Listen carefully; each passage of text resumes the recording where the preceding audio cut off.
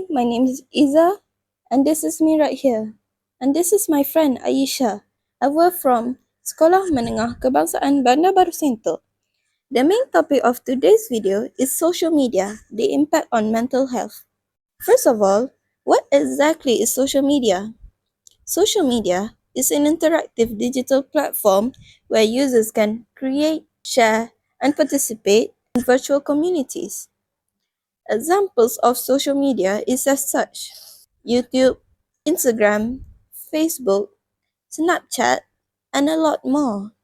We have a few subtopics that we need to explain about the impact of social media, which is the dark side, when connection feels like pressure; cyberbullying, when screens become a weapon; addiction and mental fatigue; and the good side, there's still hope.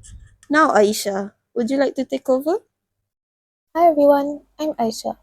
Today, I will be talking about the negative impacts of social media on our mental health. So, let me start with a question. Have you ever put your phone down after scrolling for hours and felt worse than when you picked it up? You're not alone. We've grown up with social media. It's where we laugh, share memes, keep up with our friends, and express who we are. But at the same time, it's where we compare ourselves, feel invisible, or wonder why everyone else's life looks perfect while ours feels less than. Today, I want to talk about that invisible weight we carry, the one that's tied to likes, followers, filters, and stories. I want to explore how social media is shaping our mental health for better and for worse, and why it's time we look at it differently. Let's be real. Social media isn't just a fun distraction anymore, it's part of our identity. But with that comes pressure. Pressure to post, to be seen, to be liked. And when you don't get the response that you hoped for, that dopamine hit doesn't come, and suddenly your self esteem takes a hit instead. Studies show that teens who spend more than 3 hours a day on social media are 60% more likely to experience symptoms of depression. Why? Because instead of connecting, we're constantly comparing. We compare our behind the scenes to someone else's highlight reel. We see flawless skin, perfect bodies, expensive clothes, and start wondering why we don't measure up. And that's where it gets dangerous. Snapchat dysmorphia is an actual term doctors are using to describe people, mostly teens, who want cosmetic surgery to look like their filtered selfies. That's not insecurity, that's distortion. That's self-worth being twisted by pixels. Then there's stuff no one wants to talk about. Cyberbullying. You'd think being behind a screen would make people kinder, but it does the opposite. According to surveys, almost 9 in 10 teenagers have experienced some form of cyberbullying. It's not just name calling, it's harassment, exclusion, humiliation. And it doesn't stop when the school bell rings. It follows you into your home, into your room, into your thoughts. And the worst part, most platforms are too slow or too passive to stop it. Now, have you ever scrolled for so long that your brain feels fried but you can't stop? That's not just a bad habit, it's design. Social media is built to keep you scrolling. Every like, every notification triggers a small dose of dopamine, the same chemical your brain releases when you eat chocolate or win a game.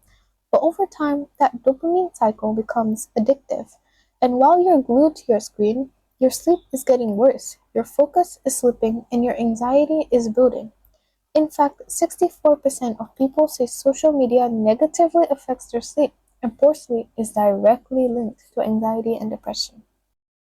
Now, I don't want to sound like I'm anti social media, but here's the twist: it's not all bad. For some of us, social media is the only place we feel understood. Whether it's finding people who share your identity, your struggles, or your passions, it can be incredibly healing. Mental health advocates have created entire communities online, breaking down stigma and offering support where the offline world falls short. Creators are sharing their raw, unfiltered stories, therapists are offering advice, and hashtags like hashtag mental awareness are helping people speak up for the first time. And let's not ignore how empowering it can be to express yourself, posting your art, sharing your story, finding people who say, "Me too." That connection, that's real, and that matters. Here's the truth. It's not about quitting social media, it's about changing on how we use it. First, start by asking, does this feed make me feel better or worse about myself? Second, unfollow accounts that make you feel small or fake or like you're constantly missing out. Third, follow people who are real, who are messy, who remind you that perfection is an illusion. Four, set boundaries. No phones in bed, screen free Sundays, whatever works for you. And lastly, and most importantly, check in with yourself more than you check your notifications. In conclusion, we say social media is just an app, but really, it's a mirror.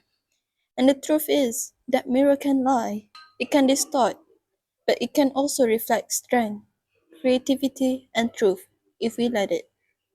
So be the one who's honest, be the one who locks off when it gets too much, be the one who shares what's real, not just what's pretty. Because your mental health is not worth sacrificing for a few likes. Thank you.